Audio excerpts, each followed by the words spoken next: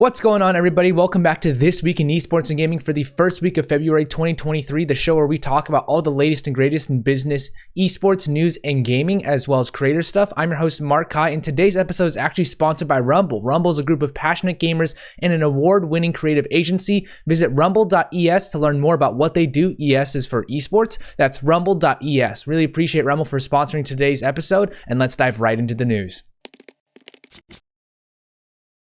For our first top 3 story, there's more layoffs and game cancellations. Part 3, I guess. This is, this time it's honestly more focused on game cancellation and discontinued support rather than layoffs, but there are still layoffs here, so I'm once again going to go down the list like I have in the past. EA announced that Apex Legends Mobile will be shut down in May of 2023, less than a year after they released it. They also announced the cancellation of Battlefield Mobile, which was in development, and is reported that Industrial Toys, the studio behind Battlefield Mobile, is actually being shuttered as well. They also canceled development of an unannounced project set in Titanfall and the Apex Legends universe that was codenamed Titanfall Legends. It was going to be a single-player title, and the cancellation affects around 50 Respawn employees. Turtle Rock is going to stop supporting Back 4 Blood through the game, though the game will still be actually playable, and there will just be no new updates because they're actually working on a new game. Velan Studios is going to shut down Knockout City in June of 2023. Unit 2 Games is going to shut down Crata in March of 2023, and Sony is going to shut down PlayStation Plus Collection in May of 2023, which means no games will be accessible with this benefit, but this was not surprising because a lot of people knew about this already. On the layoff side, we have a few as well. Tilting Point cut 14% of their global staff, which means about 60 employees were laid off.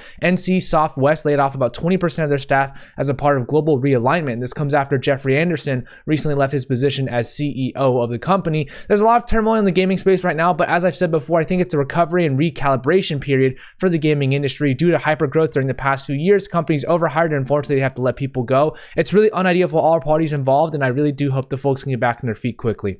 HBO's The Last of Us has been approved for a second season already. Simply put, episode 3, if you haven't watched it, you definitely should go watch it. It was a masterpiece, and episode 4 comes out really soon. It was first on the show. That was the first time that the show actually really deviated from the game, and honestly, it was one of my favorite episodes so far with episode 3. The emotion between Frank and Bill, absolutely insane. If you haven't watched it, I just probably spoiled it for you, but that's okay.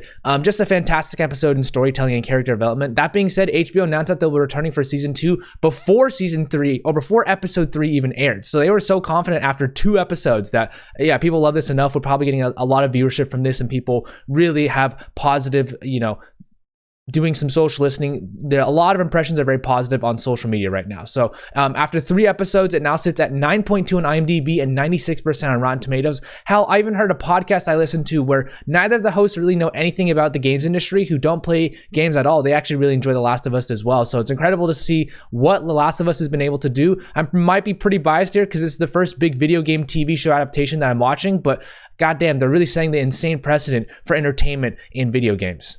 Chris Wanstrath has launched Null Games. So Chris Wanstrath is the founder and CEO of GitHub, by the way. He was it's a very well-known software for developers to actually build their own code. Back in 2005 and 2006, he was a web developer at GameSpot. So he does have experience in the gaming industry, and he's using his career industry experience to create a more sustainable game dev environment. His first title that Null Games is publishing is called Tape to Tape, which is a roguelike hockey game set to launch in April of this year. I just think it's really cool that he's doing so much after doing so much in tech. Like, man, he founded GitHub. That's pretty awesome. It's pretty huge. And he's still doing other cool things in gaming. While he might not have the exposure like Donkey does with Big Mode Games because maybe he's not a huge content creator, his reputation still precedes him. And I'd consider him an influencer even if he doesn't create a lot of content.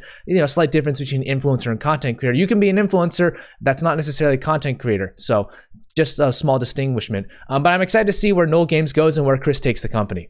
As far as partnerships go, the NFL partnered with Roblox and 𝗠𝗿𝗶. This will be the 𝗠𝗿𝗶 Super Bowl concert presented by Intuit in Roblox. So this is a free virtual concert that will serve as a part of the official part of the NFL Super Bowl event lineup. And apparently it's going to take place on February 10th at 4 p.m. Pacific and will be re-aired every hour until February 12th. Giants Gaming partnered with the internet and telecom provider Digi. Giants Gaming will utilize Digi, and Digi's logo will appear on Giants Gaming's jerseys, and they will work hand in hand on different campaigns and content opportunities as well. Red Bull Racing partnered with Rocked. Both parties will collaborate on a range of initiatives that actually include signing female sim racing talent to the Oracle Red Bull Racing esports team, and Rocked branding will appear on the apparel, and this partnership overall seems to focus more on driving opportunities and diversity with women in the space. Blast partnered with Challenger Mode. Challenger Mode has been named the official platform partner for Blast TV's Paris Majors qualifiers in Europe and Oceania. This means that all teams that want to participate in the open qualifiers for the major will have to do so through Challenger Mode platform for those regions. Data.bet partners with 𝗶𝗍 Esports and Grid Esports. Data.bet will secure the official live game data provided by 𝗶𝗍 Esports and will use the data to improve the services they offer to clients. Grid Esports will also provide Data.bet with official data assets to help improve their offerings to esports betting operators, so similar partnerships all around.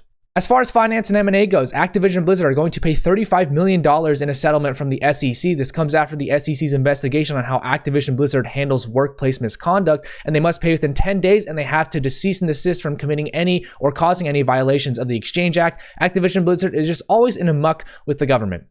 The Esports Club raised a $3 million pre-Series A. The India-based tournament organizer had its round led by Comley Group and Sambhavanth Group. They will use this new funding to expand their operations into the Middle East and Southeast Asia, which includes hiring broadcast talent, building tournament offerings, and hosting events.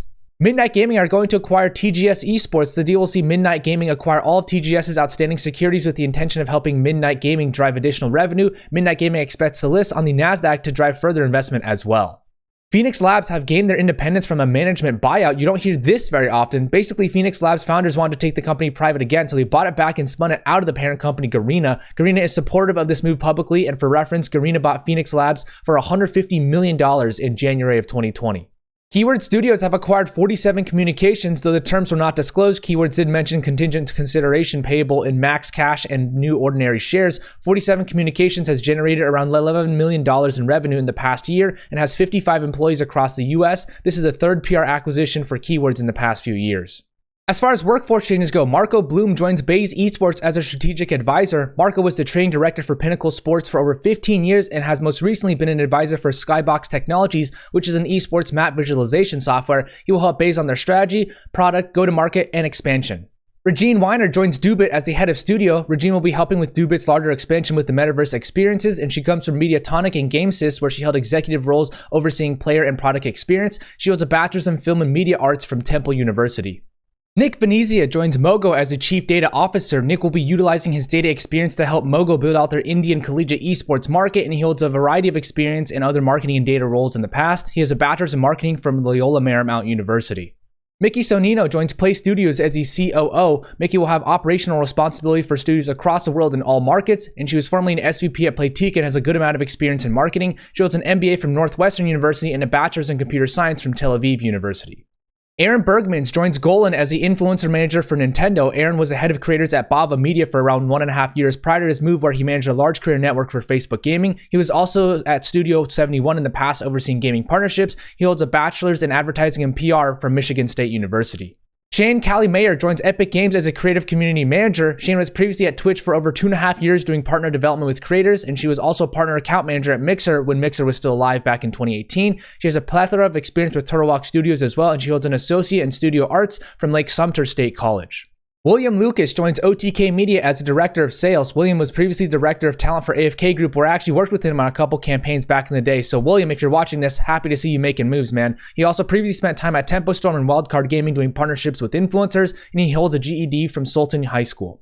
Stephanie Wallers and Emily McMahon have been promoted to Director of Digital and Talent Coordinator respectively at Knight Media. Stephanie has been with Knight for about 3 years now, and she started where Emily is currently. She was previously with Cheney Group Holdings doing operations and did lots of photography in the past for esports events. She holds a bachelor's in finance from the University of Denver, and Emily was most recently the assistant to the CEO of Knight and is recently pretty out of college like myself. She holds a bachelor's in business of creative enterprises from Emerson College.